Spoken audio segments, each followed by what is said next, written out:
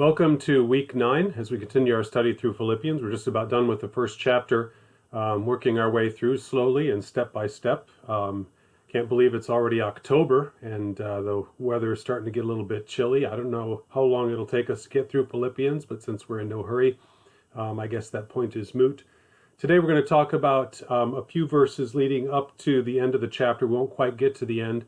But Paul continues his idea that he began last time, where he's talking about the struggle that he faces about whether he should, whether when he stays with them or leaves them, which would be the better thing. And of course, he comes down pretty clearly on one side as opposed to the other, but he recognizes his responsibility as a teacher and the importance of him staying with them as long as possible. Let me go back and read where he says in verse 21 of Philippians 1, "For to me to live is Christ and to die is gain." We know right from there that if he dies, then he has gained everything. And he knows that. That's what he's been preaching, that to be absent from this body in this world is to immediately be in the presence of God and receive all those things that have been promised to us. So it's something that he obviously anticipates, he looks forward to, he wants deeply. But at the same time, he's conflicted because he doesn't want to leave what he knows. So he says in verse 22, "If I am to live on in the flesh, this will mean fruitful labor for me, and I do not know which to choose." That's the struggle that he faces. If I continue living in the flesh, if I continue here in this world, then that's going to be good for you, of course. I'm going to be able to teach, I'm going to be able to train and disciple, share the gospel of Jesus Christ with other people. But I struggle because I want to be with Christ. And how does that reflect in our lives? Are we so deeply in love with Jesus Christ that the contemplation of moving from this world to the next, the contemplation of being in the presence of God, in the presence of Jesus Christ, is so rich, is so desirable that we actually struggle with being here, wanting and longing to be with Christ? I think that's probably not the case for most of us most of the time. We get so trapped in what is around us and the things that we see that appeal to us. Even perfectly good things like fellowship with friends and being with family and seeing things that are beautiful and being involved in things that are profitable and healthy. All of those are perfectly good things, but they should pale in comparison to a full and complete knowledge and experience of being in the presence of Jesus Christ himself. How much are we in love with Christ? And I have to say that this is an area in my life that certainly needs to be developed much, much more. I would argue that I do love Christ, that I do want to be with him, that I do look forward to the day when I'm in his presence. But is it a theme of my life that the desire to be there is so strong that it's a struggle even to be here? I don't know that that's the case. How deeply Paul must love Jesus in order to be able to say this, and at the same time, how much he must love those that he is serving, to willingly accept foregoing that privilege, that pleasure, that joy, that anticipated heaven, in order to teach and to train them further. He goes on to say this, verse 23, "I'm hard pressed." It's like I'm in a vice. I'm being squeezed. I'm hard pressed from both directions, having the desire to depart and be with Christ, for that is much better, yet to remain on in the flesh is more necessary for your sake. So if it's his preference, it's pretty clear. In fact, when he says depart, that's an interesting word. It means to cut yourself loose from the shore or to set sail. That's when you're making a clean break. I'm moving from one place to another, and I'm going to a place that I long to be. So Paul's desire is certainly to do that, but then he doesn't say, "But I also really want to stay here and help you." He actually says, "But for your sake, it would be better if I stayed." And so I will willingly forego even the thought of that for the moment if it means I can assist you in some way. Now, don't ever listen to the argument that this is advocating for suicide or that that's an acceptable response to this, to if I die, then I'm in the presence of God. That's nonsense. It's a kind of an aberrant idea. You don't hear it too much, but there are people who have brought that up. So I want to squash that notion right at the beginning. He is perfectly confident that Christ will take him into his presence at the appropriate time. Jesus knows the day and the hour, the number of our days, and to second guess him on that is to try to thwart the will of God. So Paul says, if I depart and be with Christ, that's good. But if I stay, boy, that's really good for you because I am teaching you the truth. This isn't arrogance on Paul's part.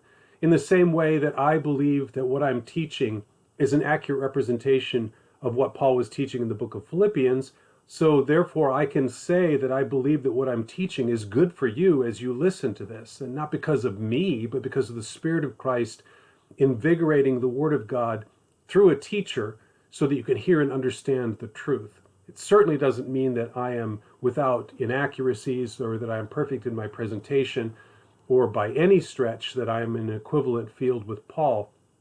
But the teaching of the gospel of Jesus Christ is critical for learning.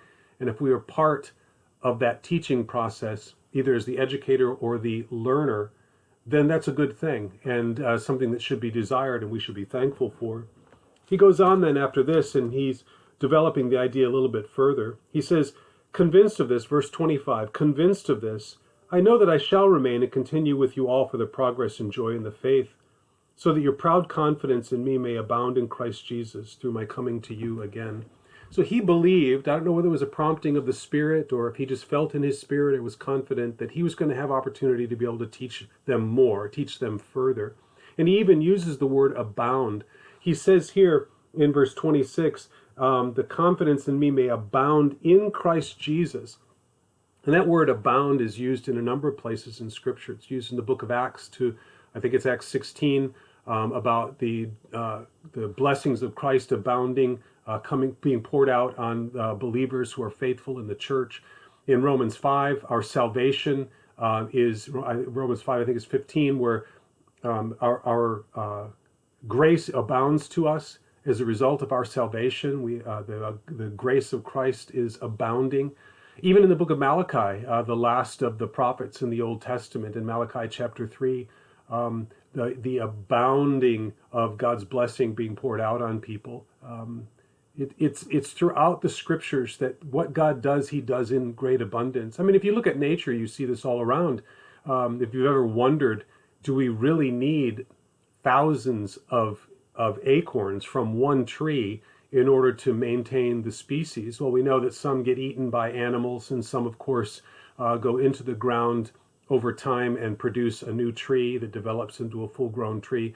But how many of those end up just being crushed underfoot or becoming a kind of walking path almost when there is such an abundance of them? God, even in his creation, unbelievably exuberantly abundant in what he does, the variety of birds in the color and the sounds that they make, the incredible diversity of fish in the oceans, the way he creates human beings, all of us with the same essential features of a nose and eyes and a mouth and ears and the same general structure, but we can look at people and every single person we see is an individual and only remark at the oddity of occasionally seeing someone who looks like someone else.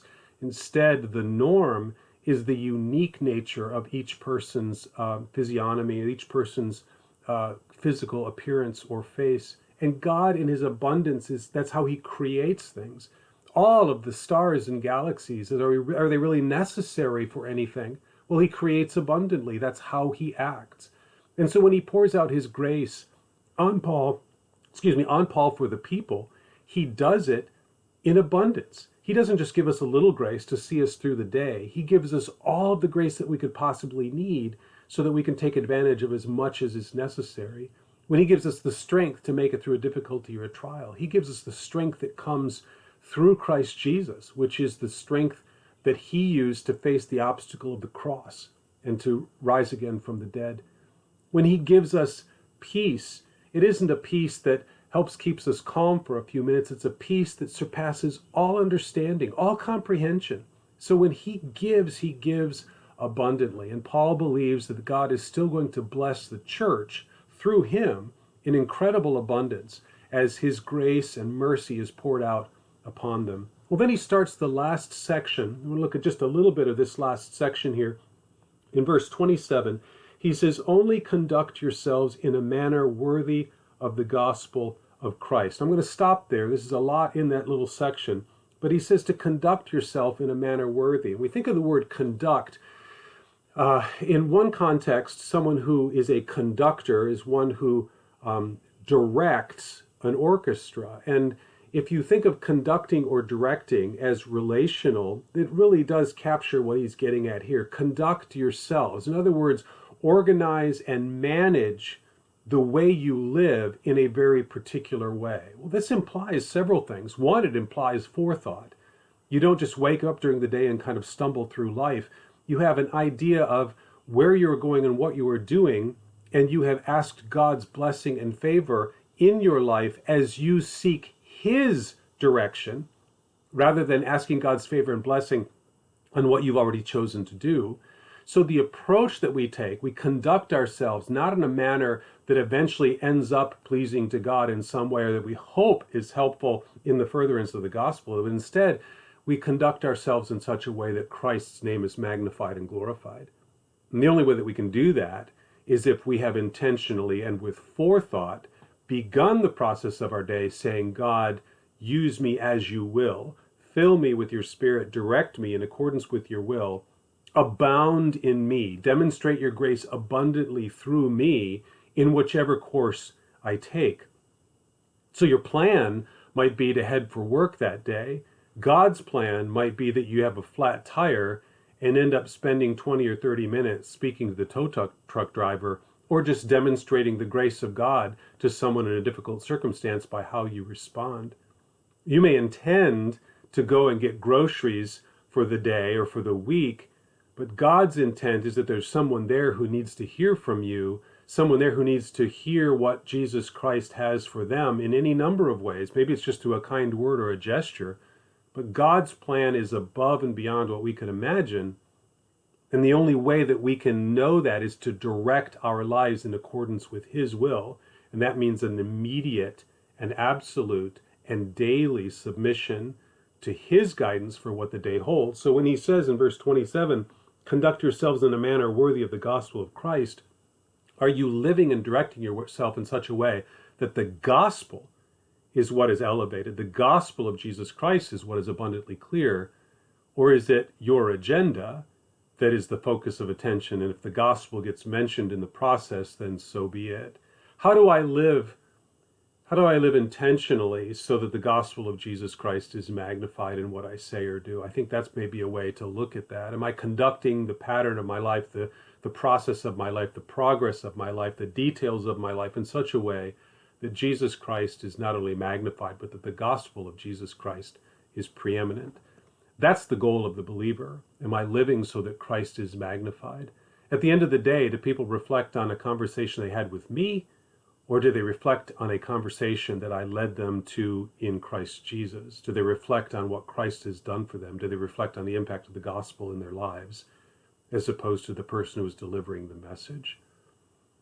It's okay if I'm forgotten. It's not okay if people remember me but forget the gospel. That's the distinction I think that needs to be made.